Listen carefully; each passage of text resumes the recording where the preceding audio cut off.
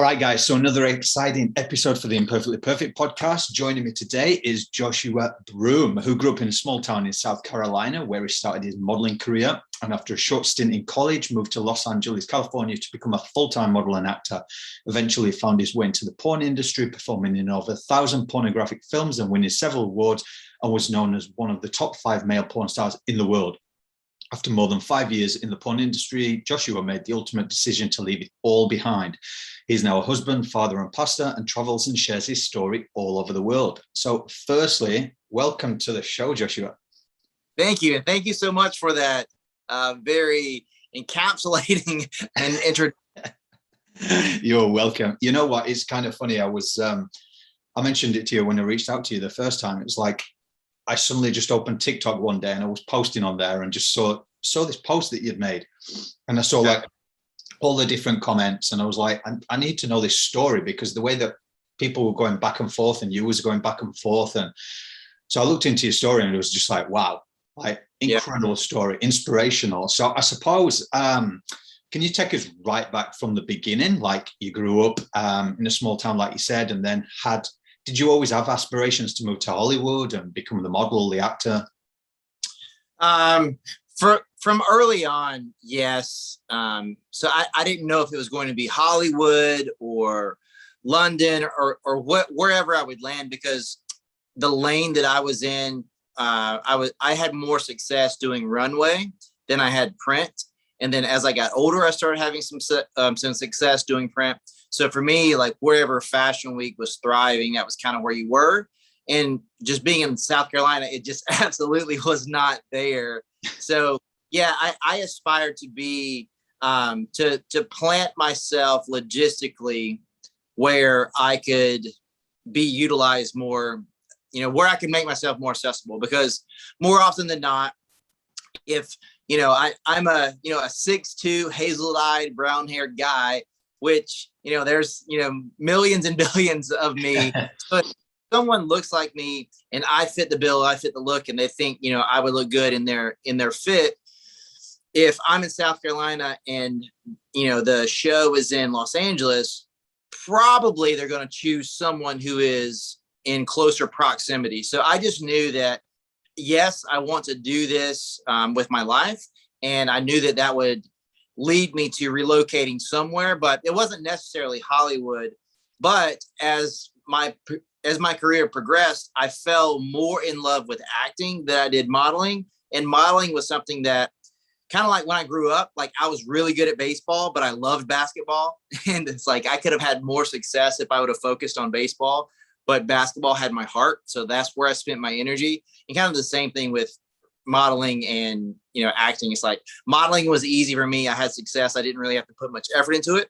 Acting, very different. It requires like far more skill. Not that modeling doesn't require any skill, but just I needed to be a lot better in that capacity to have that success.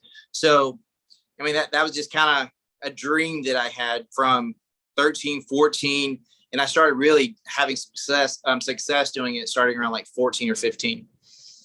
Well, first and foremost, choosing LA over London with the weather was a good choice, because I'm British and I'll tell you something, you wouldn't have enjoyed that weather. And secondly, I was just thinking, you were saying that, I've just lost my train of thought, but it'll come back to me.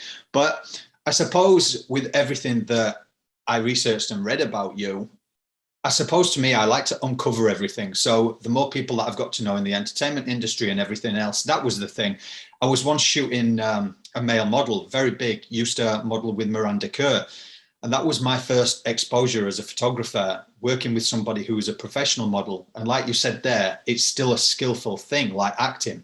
But he did little movements and it blew me away. How a little movement in that? And I was like, I bloody can't act, I can't sing, I can't model, so I'll leave it to you guys. It is hard.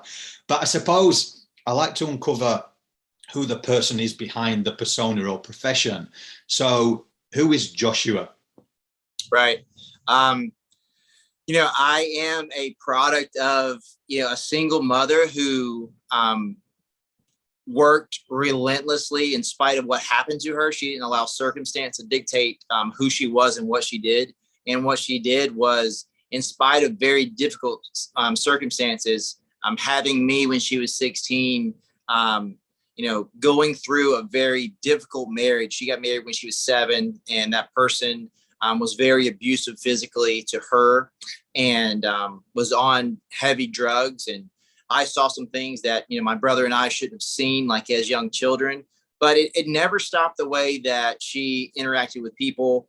She was always a people person. And 2 things that she really embarked on my life, or imprinted on my life, was just a reckless love for people. Like, if someone's standing in front of you, they deserve everything you got. And work ethic. It's like, if you're going to do something, like, either do it with everything you got or don't do it at all. And I think for me, that serves me really well in some capacities, and then bad in some others, because even in college, it's like, I'm staying at home and I'm not drinking, or we're going out and I'm raging. It's like, there's no, there's no like for me, like, anything I'm going to do, I'm either going to do it with all of my heart, for good or for bad, or I don't want any part of it. So that's who I am as a person. I just love people, and I love what I get to do today, because I had this very difficult life, and on the other side of it, I have a joy that I can't even articulate in words. I found a peace that I never thought that would be accessible to me. And my greatest passion is telling people who are in the middle of a really difficult time that there is a tomorrow worth living for. And regardless of what you're doing right now, even if it's, if you are trapped in a thought process of, man, I can't move outside of what I'm doing now. I could never become, those dreams. I can't chase them anymore. I'm just not the person.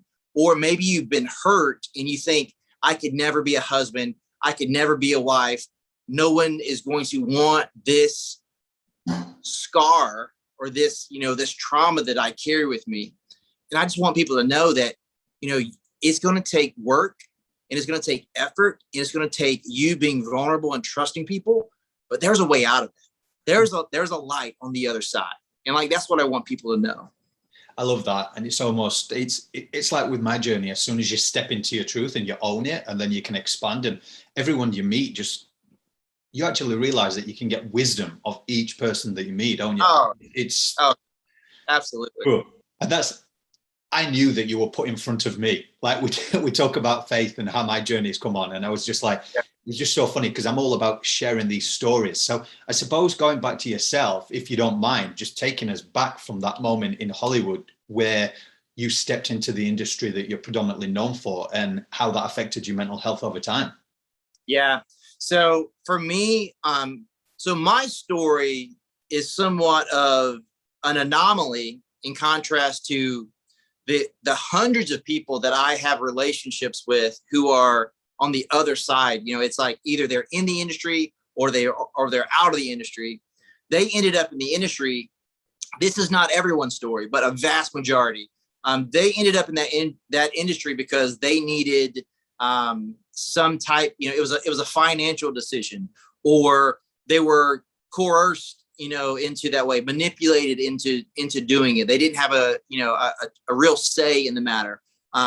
Maybe they were already doing something like in that genre, like stripping, or maybe they have, prostituting or something. They're doing something where it was an easy transition into that, or, maybe they have experienced sexual abuse, and they saw themselves as, well, this is my worth. This is not a big deal. Why not make money doing it?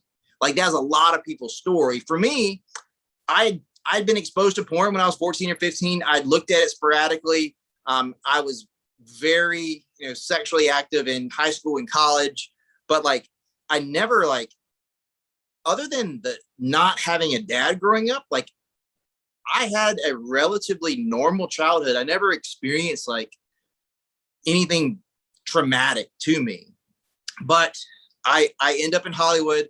I have an agent. I'm doing well.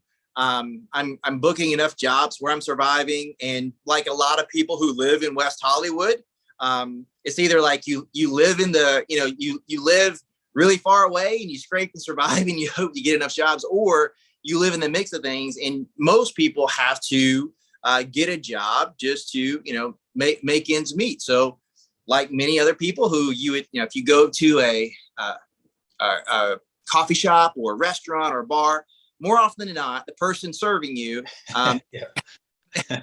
they are an actor or a model or a singer, or they're in some kind of, in that lane, and they're working that job to, appropriate their income. But that's what I was doing. I started working at a bar that was on Sunset in West Hollywood. Had a mechanical bar, had a mechanical bull in the middle of the thing, just like this crazy place. And I was making good money there, and I had friends, and I was actually dating a girl, and everything was fine. And then in walked these 4 girls, and all of them were very attractive and very, dressed very provocatively. And I was like, all right, I'm going to, put on the charm, and I'm going to make a big tip and whatever. And I start having a conversation with these girls, and they're like, man, have you ever considered being an actor? And I was like, well, I am. And they were like, no, we're talking about porn. I was like, I never thought about doing that. Seen it. I've never thought about doing it. So you guys do that? They're like, yeah, we're all, porn stars. I was like, okay. Because like, I didn't know what to say, because for me, like, I didn't even look at a ton of like for me, I grew up like pretty sheltered, and I never had like problems like having relationships. So it's like, I didn't look at a lot of porn, and even the porn that I did look at, I'm like, I remember like thinking like Maxim was porn. Like that was pornography to me. So it's like, I don't know, but I say that to say I had no real like grasp of what they were doing, like sex on camera, but I'm like, what is, like, this was a fantasy that I saw like in front of me, like fantasy in that, like, this is not real. Like, you are real people sitting here, because, when you objectify someone, you see them as a product. So you don't see them as a real person. That's what happens when we consume porn. We detach ourselves from reality, and we create this plausible reality that, those people are not real, and I'm just consuming something, so that sex is just a transaction, and that person is just a product. It's not real. And we can get into like how that distorts, the way that you see people, sex, relationships and whatnot. But that's what I was. I was like, okay, this is real. And I was like, okay, I never really thought about it. No. And they said, well, can we introduce you to our agent? And I was like, sure. Because for me, like, like meeting with an agent was like a big deal. And I knew, like, all I knew was like comp cards and auditions, and, you're real and things like that. Like, I'm like, you want me to meet with your agent? Like, sure, I'll meet with your agent. Mm-hmm. And I thought that I was going to go to this sketchy hotel in the middle of nowhere, and there's going to be this guy like picking, lint out of his belly button. Like that. But instead, I go into this business complex that's adjacent to Universal Studios, and I go in this private elevator, and I walk down a hall, and I open this door to this giant office, and at this like magnificent desk sits this guy in a 3-piece suit with a double Windsor tie, and he points out every insecurity that I've ever had, and says, hey, I tell him who I am and why I'm in Los Angeles. And he's like, man, if you're a good looking guy, there's not a lot of good looking guys in this industry. You're passionate about acting, man. Porn is really moving to making big movies, and acting is going to be a big aspect of that. So if you're this good looking guy and you have acting experience, man, you can be a star. You can be famous. Like, if you can do this, you could be as famous as you want. You'll make as much money as you want. And just like, I was just overwhelmed with like me just sharing a few things, and this guy just, what he reciprocated to me was he took what I said and he, he formed his communication in a way that, man, everything he said, like, yeah, that's what I want. That's what I want.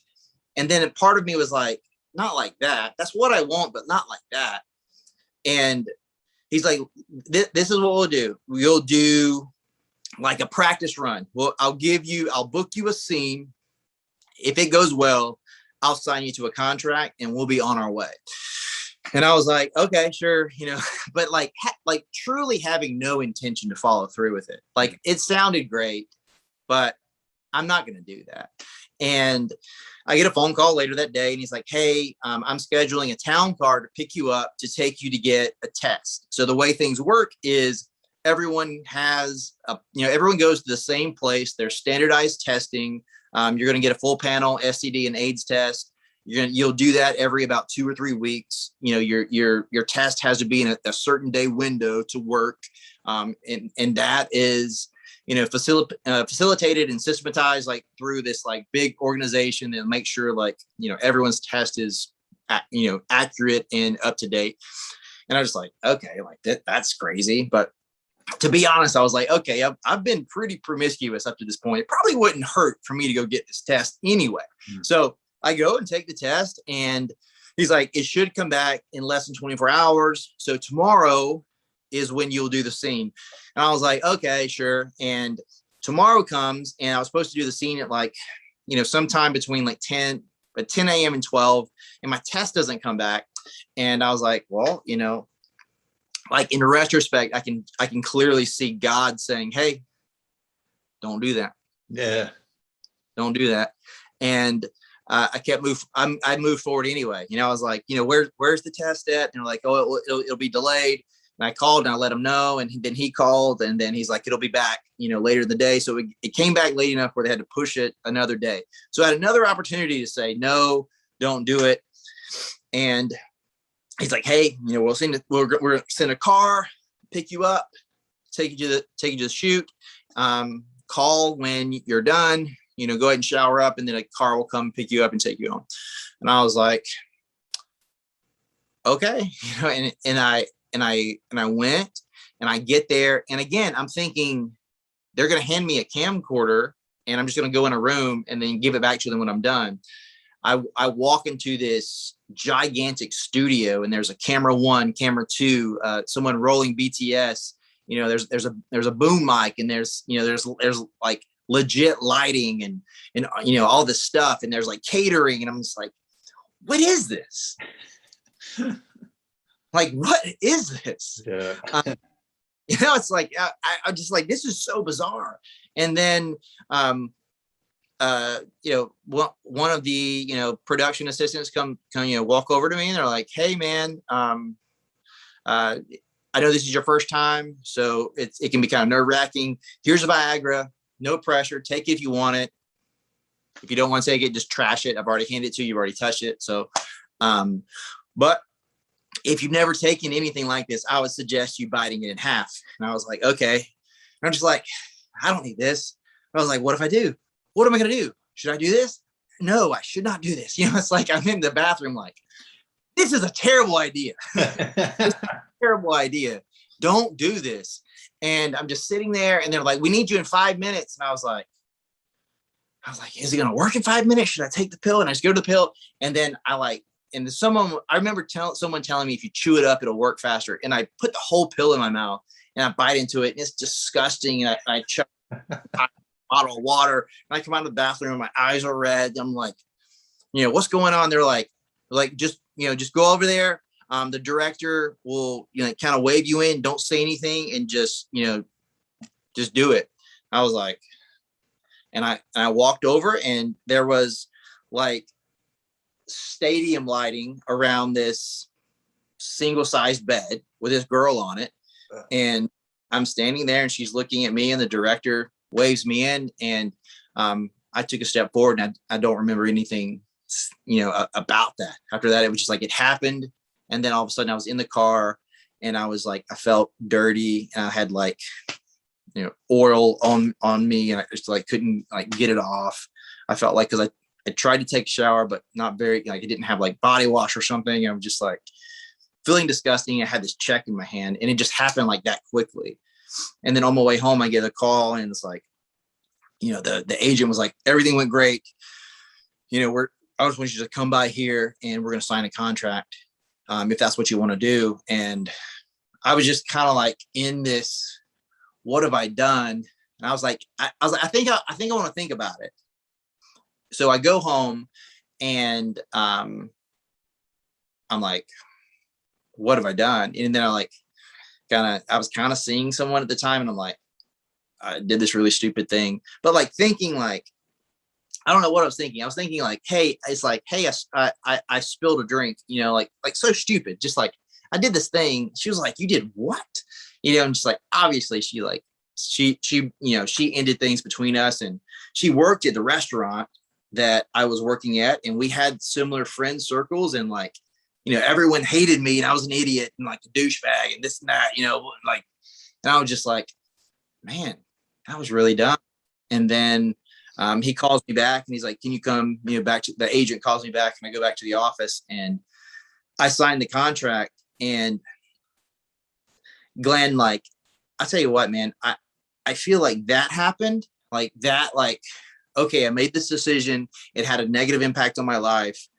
And all of a sudden I was doing 15, 20, 25 movies a month, 30 movies a month.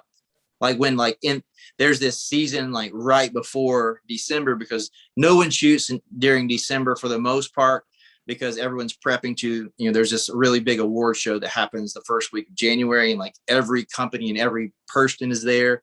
So everyone's trying to get all their content done, just kind of like any other business, just trying to wrap up business for the year. And so it's like, they're shooting like crazy in between like August and November.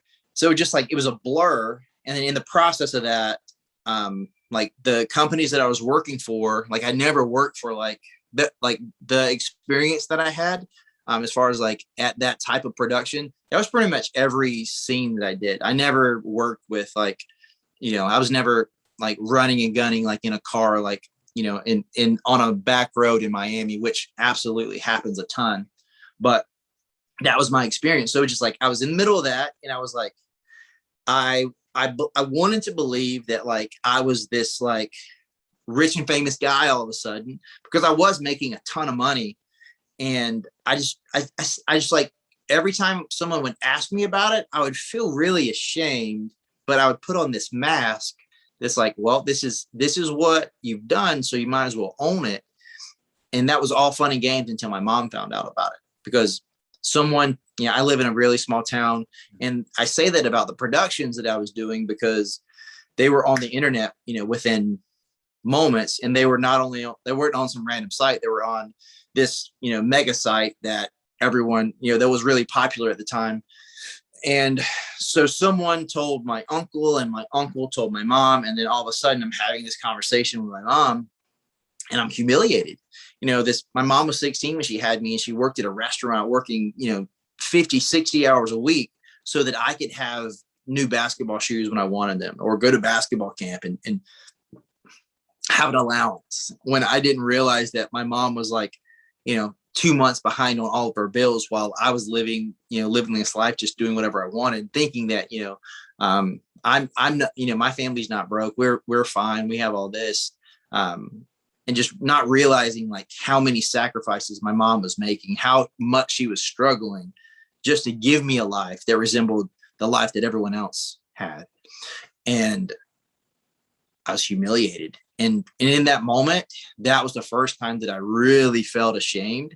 And that began the process of me saying, okay, can I quit doing this?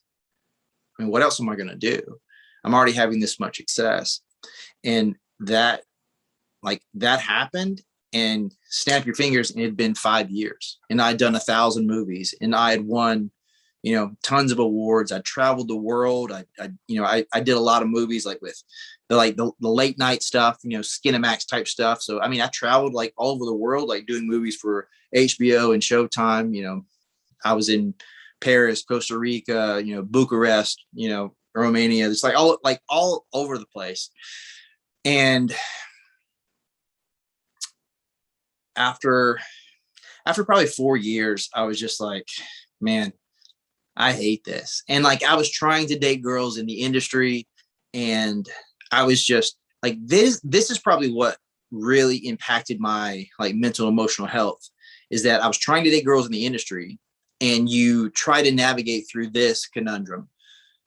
We are in a monogamous relationship, yet both of us have sex with other people professionally. And not only that, as a guy in the industry, so a director takes on all the costs. A director takes on all the costs. So he's paying for, the male and female talent, the location fee, the permits, the sound, the crew, catering, whatever. The director is taking on all the risk. And the male is the only person that's not guaranteed a paycheck.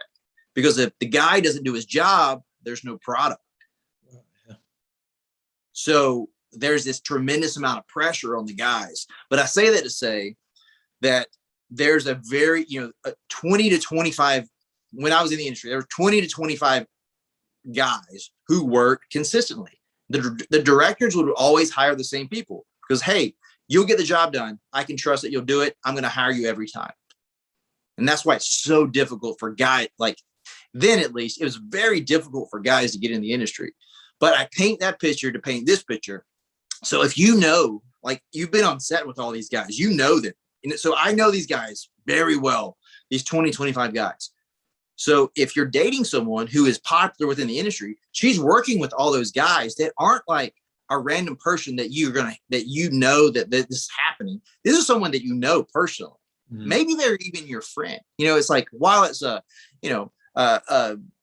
job, a situational relationship, that you still know aspects of their life, probably hung out with them, had a beer with him or something, and now you're faced with, these people, you see these people on a consistent basis, and that they're working with your significant other. So like trying to navigate through that was so confusing for me, that grew up with a single mom.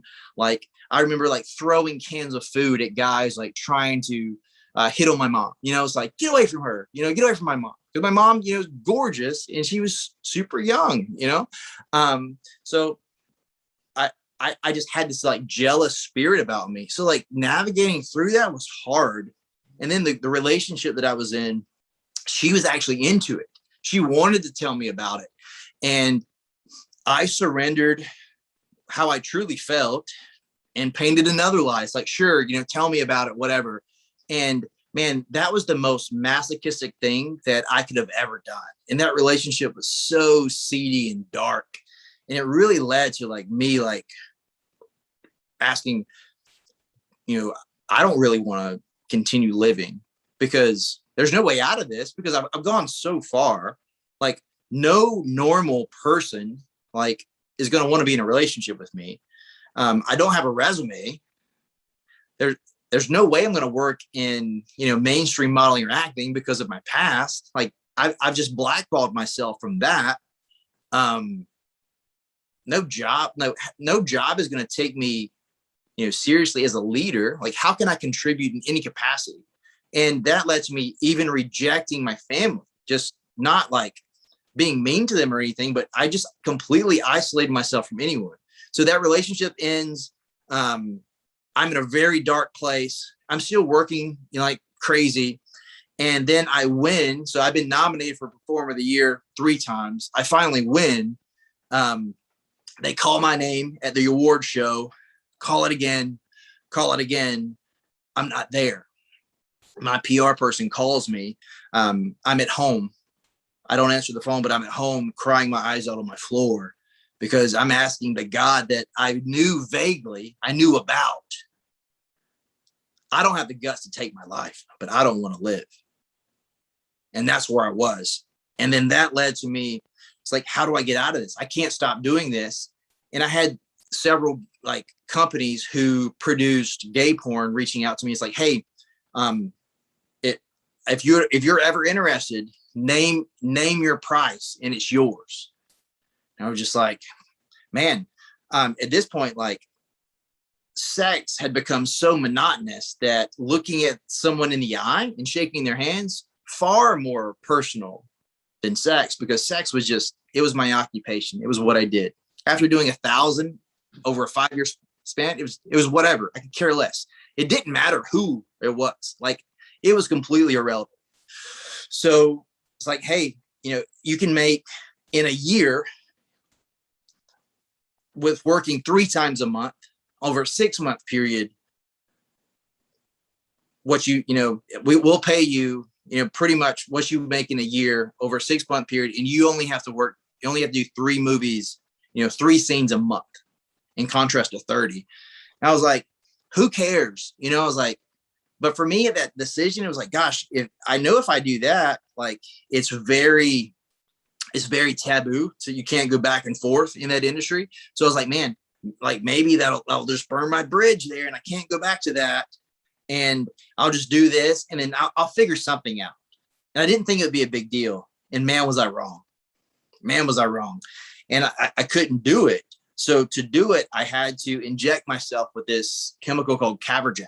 So I would stick a needle with, the stuff in me, and it's for paralysis patients, so they can be intimate. So it's like, you're working, whether you are reading a newspaper or whatever, like, it doesn't matter.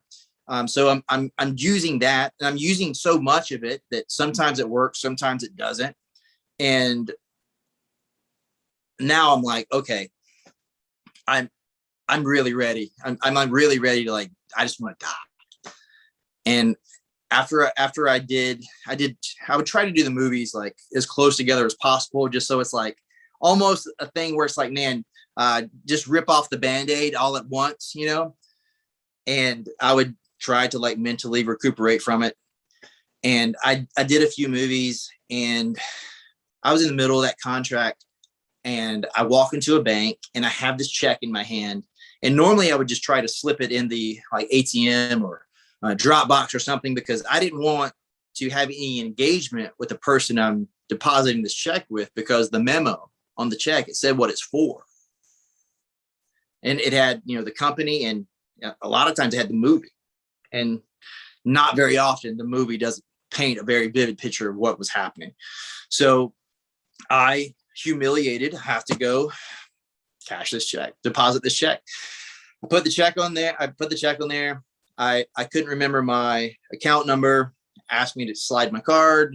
She puts the account number on there, deposits the check, hands me a receipt. I pivot to walk away, and she looks at me and says, Joshua, is there anything I can do for you? Joshua, can I help you? And in that moment, I realized I had not heard my name in probably over a year. And hearing my name just shattered this reality that I had created, that I was just numb to everything. And all of a sudden I felt everything. I felt the weight of rejecting my mom, hurting my mom, humiliating my family, hurting them, and just felt the weight of what I've been doing for 5 years. And it was unbearable. And I was like, either I'm going to die or I'm going to run. And I pick up the phone and I call my agent and I say, I quit. I'm out of here. I quit. He's like, well, you're breaking a contract. There's going to be, like, financial, like, restitution you're going to have to provide. I was like, I don't care. And I called my PR person. I was like, put out a press release. I quit. And that happens. And it takes me some time, but I get someone to take over my lease where I was living, and I run home. And my only saving grace financially was that I had some money, but I had long ago had experience as a personal trainer and just knowledge from strength conditioning. And I had started, my journey, like, within CrossFit. So, like, that was just the little bit of stuff I had that wasn't really much, but that was all I had. So I applied to every gym in a 200-mile vicinity from where my mom lived, and someone offered me a job. And that's how I got out of the industry. Wow. That story, like, when I heard that, I was going to say, please tell everyone about the bank teller, because that, like, I had shivers when I heard that, because that just seemed to come at the right moment. Like you said, along your journey, like, got interjected at the beginning, but you didn't see it and you kept going through with it and all the rest. But wow, Yep. wow. And I suppose, so I asked a couple of people I got to know through this campaign. So within the porn entertainment industry, when everyone knows this public persona and you're going to these events and in Australia, they call them like sexpos and things like this. And it's almost like these young guys like high-fiving these porn stars thinking, hey, what is that kind of like mentally as well? Because there's clearly a disconnection because they're not knowing you as Joshua. They're knowing you as this, well, Yeah. what the industry's created you to be, this alias, I suppose. Right. Yeah, absolutely. It was bizarre. Like I remember I lived in Sherman Oaks, and I lived beside this like Galleria, and within the Cheesecake Factory there, it was just kind of like the hot spot to go if you didn't want to have reservations somewhere. You know, you could generally get a table there, and so a lot of guys in that industry would go there. And I remember, I mean, I don't remember a time in the span that I lived in that area where I didn't go in there. At minimum, someone would ask to take a picture with me. And it was just so like in retrospect, like it happened so often, it just became normal. But in retrospect, like thinking about what that means, you know, it's like I watch you and probably masturbate to your porn. Can I take a picture with you? Because I think you're so cool. Yeah. It's like, gosh, how depraved are we like as a community? Like, but I mean, yeah, I mean, like, I think if you believe a lie to be true long enough, you'll live as such. And like that for me, it was like, I'm a prostitute. It's just what I am. You know, I sell myself for sex and it doesn't really matter. I mean, that's why like a lot of people have a really difficult time like processing the fact that I've never had any attraction to men or the desire to have sex with a man, yet there I am like doing that on camera. It's like I didn't care. It's like I had no self-worth whatsoever. And like not to demean anyone that has same-sex attraction, because that's real. That's a real thing that people struggle with. But that just wasn't my story. I saw myself as a product to be sold, and what I sold was me being a sexual object. In that genre, I had a higher value. So for me, like that was the decision I made. And it was completely irrelevant to my sexual preference, because that it was like sex to me, like pleasure had gone out the window. Like that was not even something I really thought about.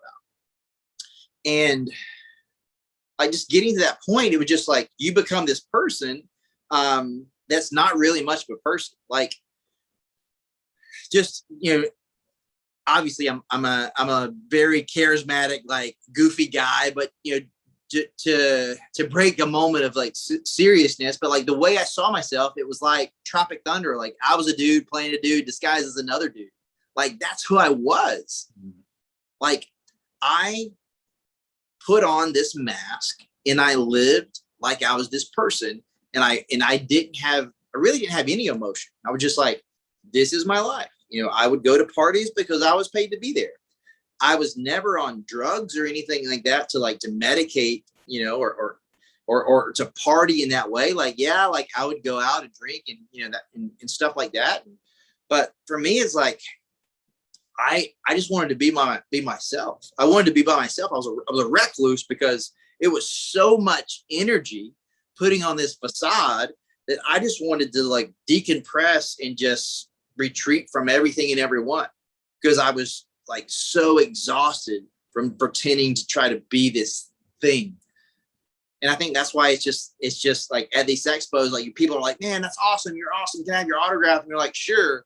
But like like I was saying, like you create this plausible reality based on how you see yourself, how you see people, and how you see life.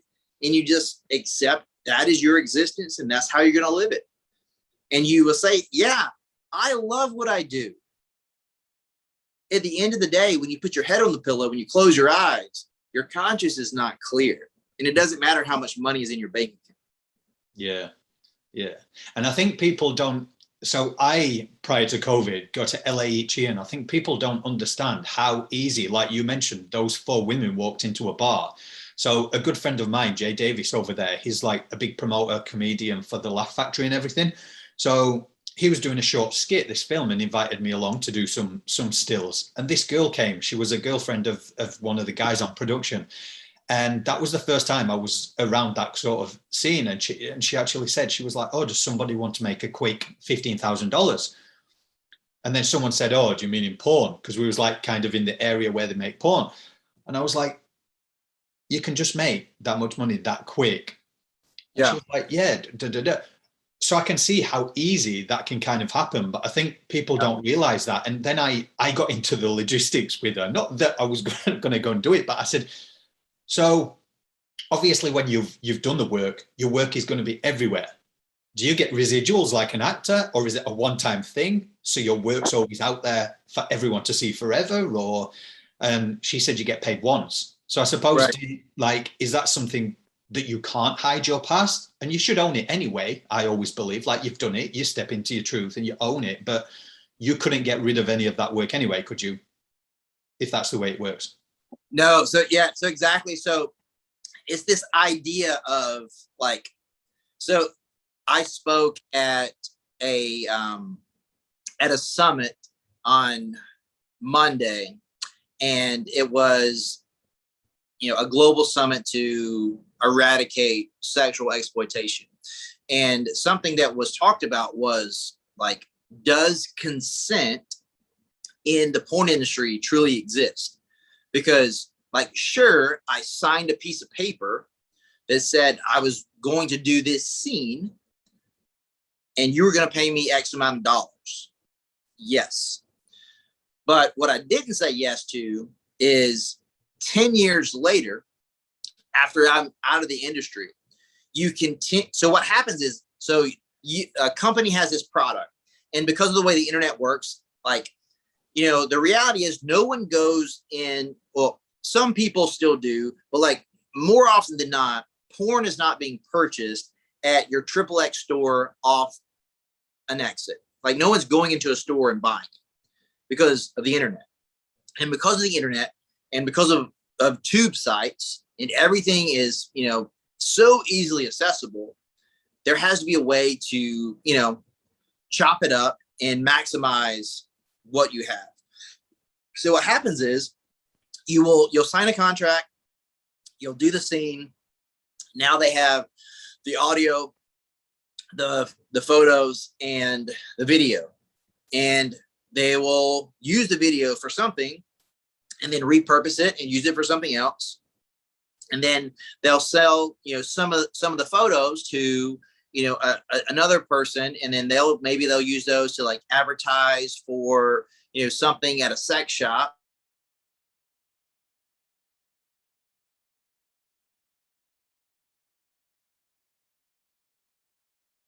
Oh, you froze. Face being on there, and then all of a sudden there's a profile of an advertisement on an online dating site with your photo on it, and I didn't say yes to that. And to this point, like, that's still true. Like, I have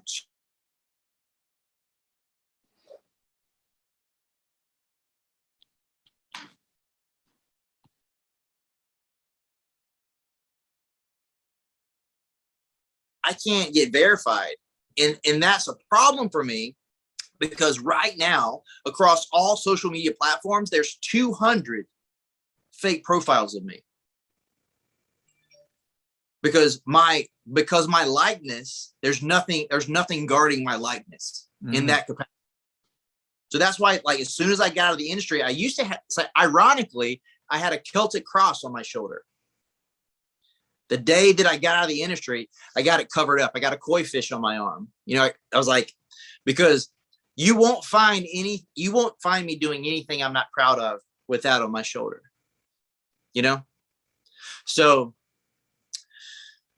yeah, I mean, so yes, that's true. It's like you get paid that one time, and then that product is going to be chopped up and repurposed and sold to so many people. So yes, I've done 1,000 movies, but those 1,000 movies are probably chopped into 10,000 portions of product that are owned by thousands of different people. So how would I even track them down? What could I possibly do? Like I get that question a lot. So do you get royalties? I've never received 1 cent other than what I've been paid for, that day. I've never received 1 cent for anything like that.